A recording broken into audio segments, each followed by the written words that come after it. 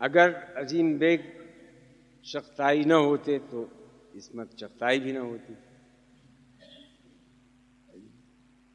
جس زمانے میں یلدرم جیسے لوگ طنز لکھنے کی مشق کر رہے تھے، عظیم بیگ چغتائی اپنی نثر میں کوہنہ مشق ہو چکے تھے.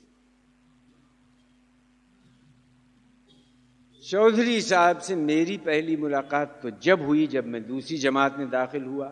جس وقت میں درجہ اول میں آیا تو دیکھا کہ چودھری صاحب مرغا بنے ہوئے ہیں.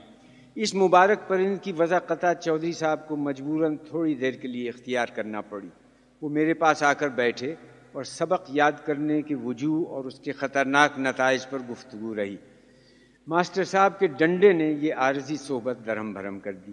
میں تو گرفتار تھا اس لیے بچ گیا. چودھری صاحب الگ بٹھائے گئے. یہ میری ان کی پہلی ملاقات تھی. اس کے بعد کالج تک ان کا ساتھ رہا. بی اے میں چودھری صاحب عازم بیت اللہ ہوئے. حج کرنے میں سب سے زیادہ خطرہ اس بات کا تھا کہ حاضریاں کم ہو جائیں گی اور امتحان میں شرکت کی اجازت نہ ملے گی. چنانچہ یہی ہوا کہ حج سے جو واپس ہوئے تو اپنا نام کالج کے نوٹس بورڈ پر آویزاں پایا ان لڑکوں کی فہرست میں جو کالج سے غیر حاضر رہنے کی پاداش میں امتحان سے روکے جانے والے تھے. ذرا غور کیجئے. چودھری صاحب بولے کہ یہ ستم نہیں تو اور کیا ہے. اگر کرکٹ کی ٹیم مہینے بھر کے لیے باہر جائے تو سب کو حاضریاں ملیں.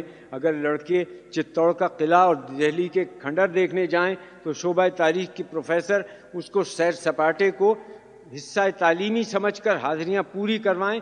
آخر تکمیل دینیات کے سلسلے میں اگر کوئی حرمین شریف جائے تو اس کو کس بنا پر پوری حاضریاں نہ ملیں. ان کی کوششیں رائیگان نہ گئیں اور محکمہ دینیات کے پروفیسروں نے چودھری صاحب کی پوری حاضریاں دلوائیں اور امتحان میں شرکت کی اجازت مل گئی. حج سے پہلے وہ چودھری صاحب تھے اور حج کے بعد الحاج الشذری الہندی ہو گئے. بہت غور و خوض کے بعد تمام عربی قواعد کو ملحوظ رکھتے ہوئے حجاز میں پہنچ کر لفظ چودھری معرب ہو کر الشذری ہو گیا تھا. اور یہ ارتقائی نشو و نما چودھری صاحب کی ذات شریف میں اس قدر حلول کر گئی تھی کہ خالص عرب کا باشندہ تو کوٹ پتلون بھی پہن سکتا ہے، مگر الشذری اس سے مجبور تھے اور عربی جبہ پسند کرنے لگے تھے. لیکن باوجود مختصر داڑھی اور عربی لبادہ اور انتہائی کوشش کے وہ کسی طرح سے عرب معلوم نہ ہوتے تھے. ان کی تمام کوششیں اپنے کو عرب بنانے میں بالکل اسی طرح ضائع جاتی تھیں جس طرح بعض دیسی عیسائی کوٹ پہن کر غلط اردو دیدہ و دانستہ بولتے ہیں اور غلط انگریزی مجبوراً. چودھری صاحب کا اتنا پرانا ساتھ اور پھر اتفاق کی بات کہ عراق کا سفر درپیش ہوا. عراق میں ایک ناؤ ایسی ہوتی ہے جیسے گول پیالہ. خوش قسمتی سے ایسی ہی ناؤ ملی. میں تو چپ کھڑا رہا اور چودھری صاحب نے ہندوستانی عربی یا بالفاظ دیگر عراقی اردو میں بات چیت شروع کر دی. خدا معلوم انہوں نے کیا کہا اور ملاح نے کیا سمجھا، مگر نتیجہ اس گفت و شنید کا یہ نکلا کہ ہم دونوں ناؤ میں بیٹھ گئے اور دریا کی سیر ہونے لگی. اس ناؤ کی تعریف کے چودھری صاحب نے پل باندھ دیے. کہنے لگے اس ناؤ میں خاص بات یہ ہے کہ بھنور یعنی گرداب میں پڑھ کر بھی نہیں ڈوبتی. چونکہ لفظ عمیق جانتے تھے اس لیے تمام تر دریا کی گہرائی پر گفتگو ہوتی رہی. اور ملاح سے انہوں نے اس خوفناک بھنور کی طرف انگلی اٹھا کر کہا واللہ الغریق کشتی من الگرداب.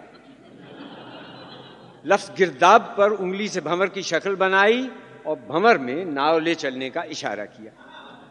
میں نے کہا خدا کے واسطے میرے اوپر رحم کرو، میری سنتے ہی نہ تھے. نتیجہ یہ نکلا کہ میں چیختا پیٹتا رہ گیا اور ملاح نے تیزی سے کشتی کو لے جا کر گرداب میں ڈال دیا اور کشتی نے چرخ گھومنا شروع کیا.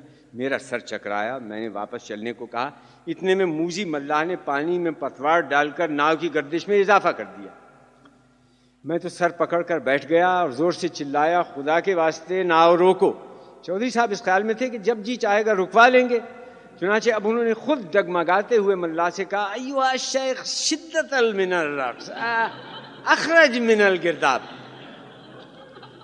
بانگڑو ملاح واللہ عالم سمجھتا ہوگا یا نہیں کہ فارسی میں بھنور کو گرداب کہتے ہیں اور پھر الشذری اور خود اس کے عربی کپڑوں کی پھڑپھڑاہٹ اور دریا کا شور اور پھر لٹو کی طرح ناؤ کی گردش سمجھنا تو درکنار، ملا نے سنا بھی کہ نہیں، اس نے سنا اور نہ سمجھا اور نہ سننے یہ سمجھنے کی کوشش کی، اللہ کا نام لے کر دانتوں سے اپنے ہونٹ دبا کر ایاغ کہہ کر زور سے پتوار پانی میں ڈال کر ناؤ کو اور بھی گن چکر بنا دیا۔ میں آنکھیں بند کر کے چلا کر سجدے میں گرا۔ ادھر الشذری ایھا شیخ کا نعرہ مار کر جو اپنی جگہ سے ہٹے تو میرے سر پر نازل ہوئے، اٹھے اور پھر گرے اور لوٹن کبوتر کی طرح لوٹنے لگے۔ ایک طرف اپنے گھٹنے توڑ رہے تھے، دوسری طرف اپنی داڑھی اور تھوڑی سے میری پیٹھ۔ ان کی تھوڑی میری پیٹھ پہ اس طرح لگ رہی تھی، اس کا اندازہ اس بات سے ہو سکتا ہے کہ میں ایسے وقت میں بھی پچھتا رہا تھا کہ ناحق میں نے کہہ سن کر ان کی داڑھی کم کرائی۔ میں سجدے میں پڑا، چلائے جا رہا تھا خدا کے واسطے نکلو۔ ادھر الشذری بوکھلا کر کہہ رہے تھے اے شدت من الرقص، ایھا شیخ خدا کے واسطے اخرج من الارض، ارے مرا۔ ادھر اس ناہنجار ملا نے ایک مرتبہ پانی میں پتوار ڈال کر زور سے چکر کی تیزی میں اضافہ کیا۔ میری یہ حالت ہو گئی تھی کہ سر پھٹا جا رہا تھا، یقین ہو گیا تھا کہ سر چکرا کر اب موت واقع ہو جائے گی، لیکن چودھری صاحب اب اس طرف دہائی اور تہائی دینا شروع کر دی اور میں پڑے پڑے ان کی کوششوں کی داد دے رہا تھا۔ وہ چلا رہے تھے ابے وہ نالائق، ابے شیخ برہم تک کم وقت الشدت من الرقص، ارے اخرج ابے من گرداب، ارے موزی ناؤ نکال۔ چکرا کر وہ میرے اوپر گرے۔ میں نے آنکھ کھول کر دیکھا ساری دنیا گھوم رہی تھی۔ چودھری صاحب نے دھاڑ کر کہا ابے الو، ابے ایھا شیخ، ابے ابن الالو، ابے ابن الخنزیر، قسم خدا کی، ابے خدا کی قسم واللہ ابے مرا۔ ارے بھائی شیخ، ارے من الرقص الشدت، مرے ابے روک روک، ارے نکال، یا اللہ ایھا ابا شیخ من الموزی اخرج من الماء الگرداب، نالائق بدماش، واللہ بھائی شیخ بھائی۔ مگر توبہ کیجئے بھلا، ان باتوں سے ناؤ رکنے والی تھی۔ سر پٹک پٹک کر ہم دونوں بے ہوش ہو گئے۔ نہ معلوم کتنی دیر کے بعد آنکھ کھلی تو اپنے آپ کو دریا کے کنارے پر پایا۔ جب ایک فارسی داں حضرت کا ادھر سے گزر ہوا تو معاملہ صاف ہوا۔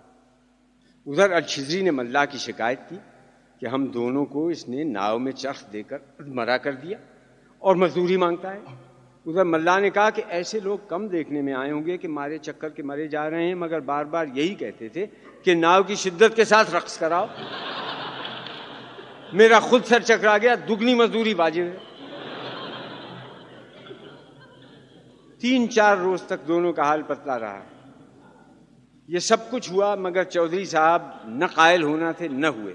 وہ یہی کہے گئے کہ یہ سب شرارت ملا کی تھی، اس نے جان بوجھ کر ہماری لسی بنا ڈالی۔ واللہ عالم۔